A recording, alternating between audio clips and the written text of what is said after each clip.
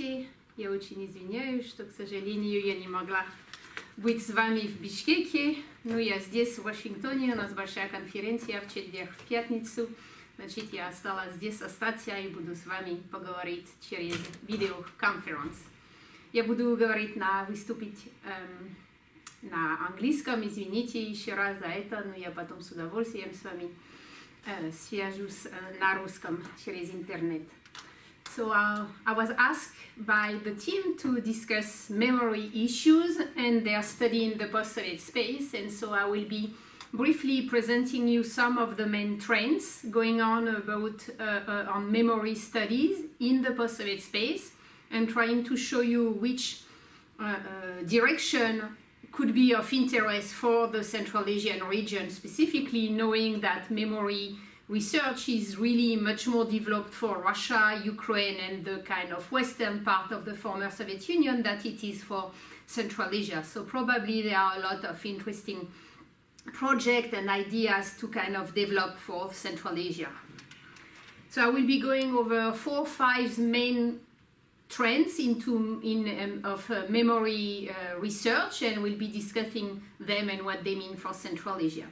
So the first one, and which is probably the most studied, is what is called memory war as a tool. So memory used as a tool for international politics. It has been quite well studied now since several years. It's mostly happening between Russia on one side, the Baltic states, Poland, Ukraine, sometimes Moldova, sometimes Georgia also on the other.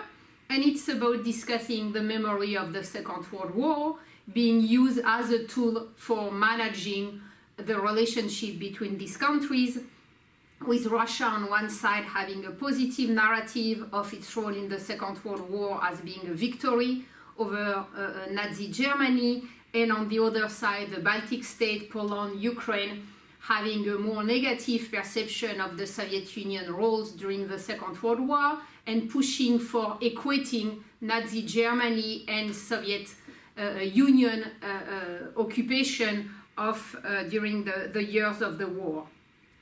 This has really become a key element for official historical politics in all these countries, and it played an important role in the current deterioration of the relationship between all these countries. So it's really something where memory is a very visible element of the international scene in that region of the world.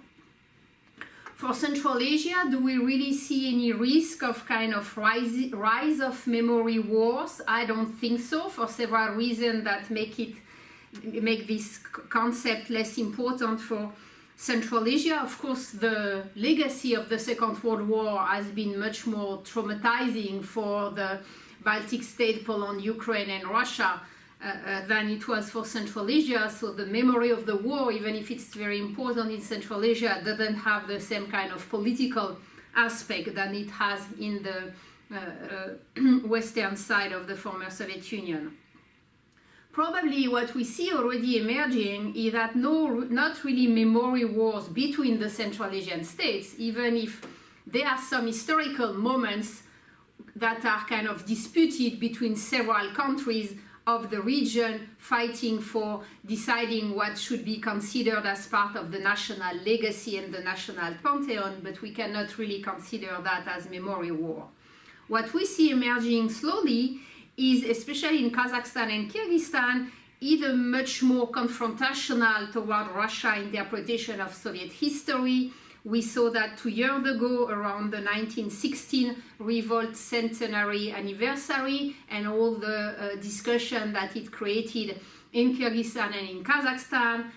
Also about the discussion on the national communism of the 20s and the way the national elites of the newly created Soviet Central Asian Republic were repressed during Stalinist time. So we see that some element of this memory war could be progressively emerging as a tool of the relationship between Kazakhstan and Kyrgyzstan on one side, Russia on the other, but we are still very far away from the level of intensity of symbolic politics it has acquired in the Baltic state, Ukraine, Russia space. Another important element of this memory research is the discussion about what we call the blank pages issues, which is the way history and memory is treating the difficult moment of the past. Of course, there is always a huge gap between what historians at the professional community are publishing and studying and looking for, what is the official historiography and what is popular memory. So each of these three worlds are functioning in a quite different environment. Official historiography itself can be quite complex. School textbooks are very specific. Museum production is another aspect of official historiography. So it's always very important to dissociate when we are studying memory issues.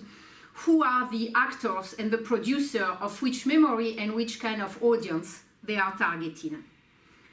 Usually at the official level, memory politics is used for nationhood purposes, which means that it's never neutral, it always has a goal. The goal is to create citizens and to shape the feeling of belonging to the nations, which means that by definition, official history is always more black and white than professional historiography, because it has to make some selection about what he wants to say about the nation past and what he wants to obscure. And so that's totally normal for any country to have an official narrative, and especially a textbook narrative that would be much more simplistic than what the professional historian community knows about the past.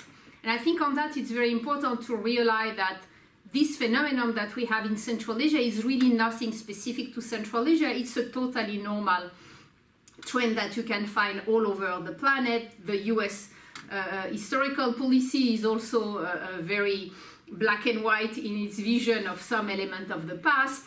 The European history also. I can give you just a recent example. Last Monday, the French president, Emmanuel Macron, for the first time in history, recognized that the French state was using torture during the war with Algeria in the 60s. So we had to wait in France for 61 years to get a president recognizing officially something that the historian community knew and studied for decades, just to show you how much the official historiography and history will always be much more simplistic than what historian knows, and the same goes for textbook, because textbooks are there created for shaping young citizens, not for them really knowing the past. So what is really the key issue of this blank page discussion is which degree of critical mind and critical thinking is authorized for citizens to think about the role of the state. And so usually there are kind of three levels, three elements that make this question very sensitive. The first one is when state committed violence against its own population.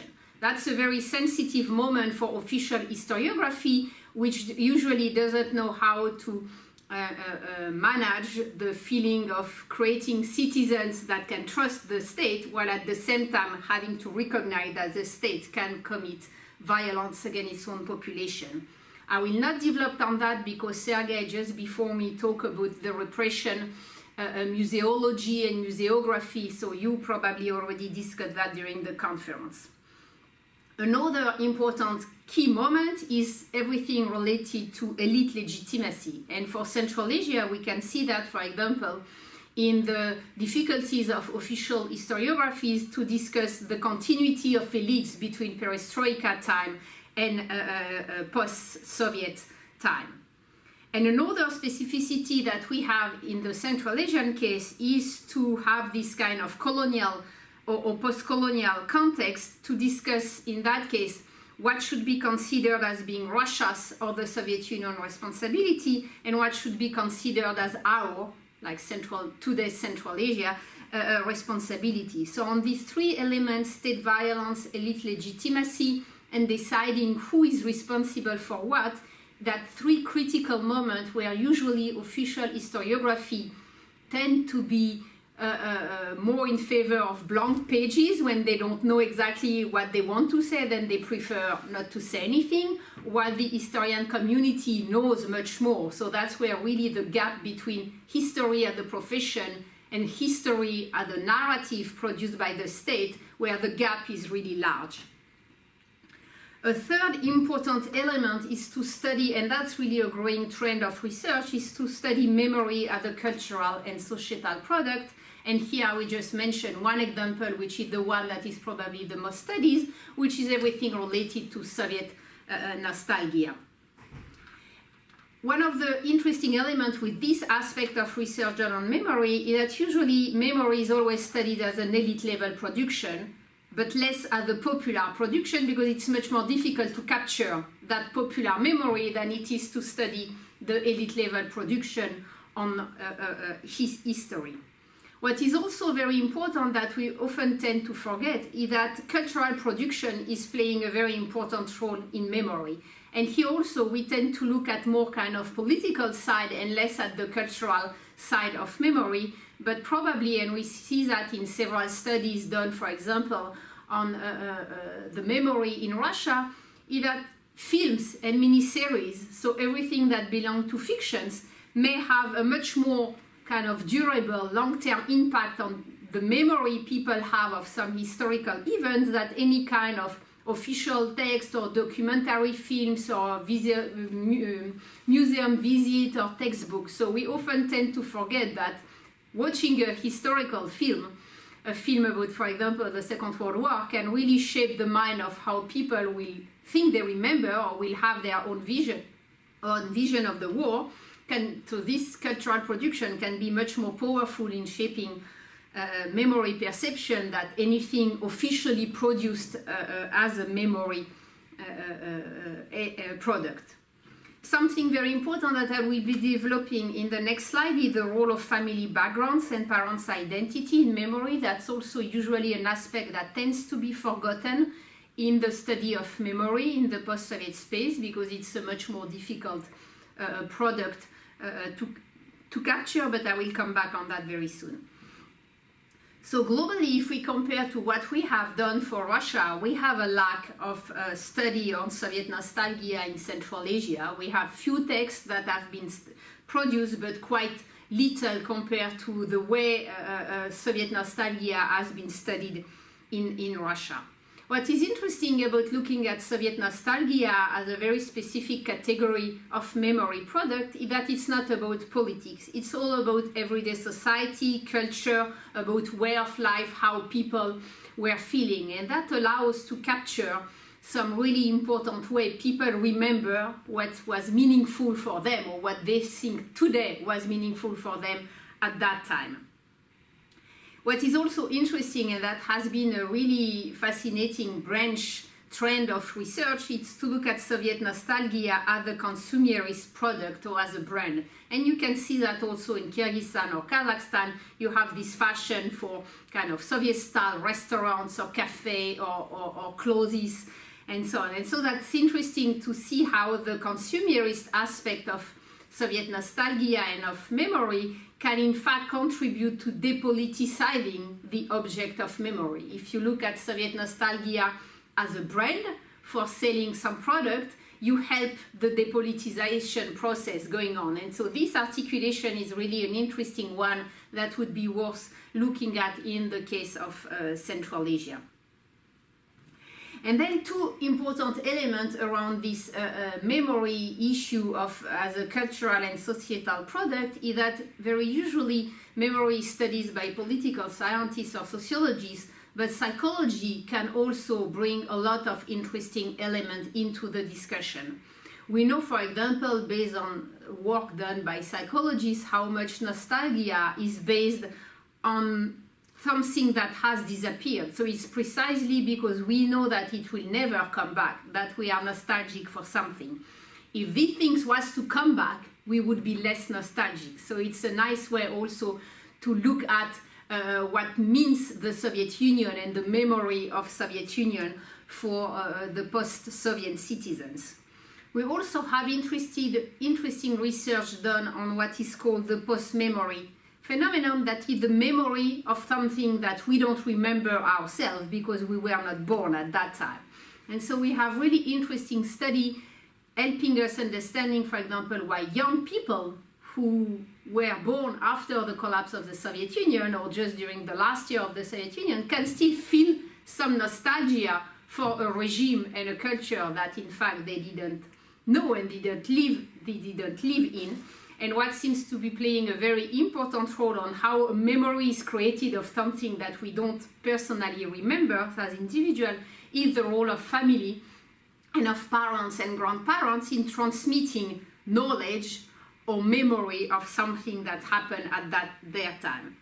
And so that will be one of my last element is what has been really missing globally in the study of memory is the issue of transmission and the role of family in transmitting memory. We always tend to look at official historiography on the past as on textbook, on museum, but we have really less way to study and capture what is probably as least as important, if not more important, in transmitting memory, which is the role of family trajectories. And so I will show you just one example of a research which is going on in Russia currently, and that is discussing how people remember and what do they know about the Stalinist repression of the 30s. And so this research, which has been, so you can follow it, it's done by Ted Gerber in the US with several other scholars, and it's survey done in partnership with the Levada Center, are showing us that there are still an important part of the population that is discussing very sensitive moment for Soviet history, such as the Stalinist repression, with their parents and their grandparents, which means that the knowledge they are getting from their family is very different from the one they would get from official textbooks. And it's very difficult for historians, political scientists or sociologists to capture that family aspect of memory transmission. The research is also showing very interestingly that people who know that their family had some of their members repressed in the 30s are much more aware of that, are much more critical toward the memory politics of the Russian state, and are usually globally much more critical about politics than family where members don't have anyone repressed or don't know if they had anyone repressed. So it seems there is a kind of long-term impact of family trajectories that we are still waiting to kind of be able to understand, that seems to be impacting really long-term perception of individual, of their history, but also globally of their political environment. And we have similar research done in Ukraine, also showing exactly the same, that the region that got the most repressed in the 30s are the ones that are even today the more kind of politically critical toward the current political system. So here you see it's really ongoing research. We have very few information, but that is really an interesting trend that would be worth studying in the Central Asian case to try to capture that family aspect. And then the last point I wanted to mention, because it's a very important one currently in Kyrgyzstan, is this notion of the need for desovietizing memory. I think this notion of desovietization of memory, it's a very difficult concept to use, and I think we should be very careful on the way we want it to be discussed and to be studied and applied. We need to be sure before that it's really kind of meaningful as scholars and not only as a tool for kind of current politics. This notion of desovietization is creating several issues. The first one is that it's automatically putting Central Asia in a kind of colonial context, and therefore using the framework of post-colonial studies, which really brought a lot into the general discussion of social sciences, but which may also have some more negative or more difficult trend to interpret. First, if we want to discuss the notion of desovietizing memory, we need to be sure we are avoiding any kind of orientalization or exotization of Central Asian and, in our case, of Kyrgyz societies. And what I think is really dangerous is the way is how to avoid the danger of developing a victimization narrative, which is, I think, something really important in the post-Soviet space globally, where many nations tend to, by rejecting the Soviet past and considering that Russia is the only one to blame, try to put themselves into the victimization trend and mechanism that is not a simple one, and that can create a lot of kind of political domino chain effect that are, I think, also quite negative. So the point is how to de-Sovietize memory, if that's the goal, and avoiding putting each country into this kind of victim passive role. And of course, the key issue is what means de-Sovietization. What do we want to de-Sovietize? To de-Sovietize, it means we are able to define what Sovietization means, and that's not so simple. One of the key questions is, of course, what is to consider ours, Kyrgyz, Kazakh, Uzbek, what is to keep, what is to reject, what is to consider as foreign, at which moment, for which period. That's not easy. What could be foreign in the 20s could not be foreign anymore in the 60s. Things that were considered ours in the 30s could be no more considered as ours in the 70s. Then, of course, we have the question of what is shared with other Central Asian neighbors, what is shared globally with all the Soviet republics, because it was one unified society on many aspects. So there are many trends that are considered as national that are shared, or that would be where to reject because they were in fact a kind of pan-Soviet phenomena.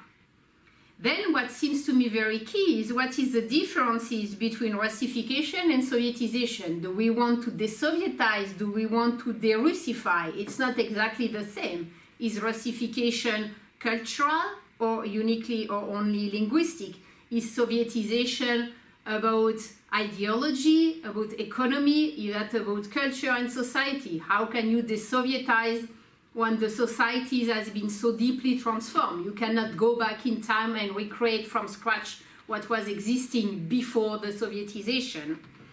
And so I wonder if on many aspects the current narrative about the need for de-Sovietization is in fact not so much a need to de-Sovietize, that is to get rid of the Soviet past, but in fact a will of leaving what is Russia's today official narrative frame. So it's more about taking distance from the historical production of the Russian state today and of the Putin regime, and trying to create a narrative that would be more adapted to the Kyrgyz context, or if the goal really to de-Sovietize Kyrgyz citizens' memory, which seems to me a much more difficult and complex tool. So just here to give you some notion of what I think would be worth to kind of develop more in depth and maybe have a specific workshop on just this notion of de-Sovietization to have it kind of more studied, but you can see that there are many aspects here that needs to be taken into consideration. So many research directions that are possible for the study of memory in Central Asia that would be interesting to develop and to have young people studying it. I know it's always difficult because we often need to have also sociological survey and pools going on if we want to really have a kind of comprehensive framework of memory issue, and doing survey in the Central Asian state is often both it's costly, of course, and it's sometimes difficult. But you see around memory war, about the blank pages, about the Soviet nostalgia, about memory as something which is depoliticized, which is cultural, which is transmitted by family. There are a lot of research to be done on Central Asia on that specific aspect, plus this kind of more political, in a sense, projects of wanted or not wanting to de-Sovietize memory. So I will stop here. I hope there was some interest in that discussion, and I wish you really a very great conference and a lot of very interesting and lively discussion for the 2 days of the conference. And I will be always available by email or by Skype to continue the discussion.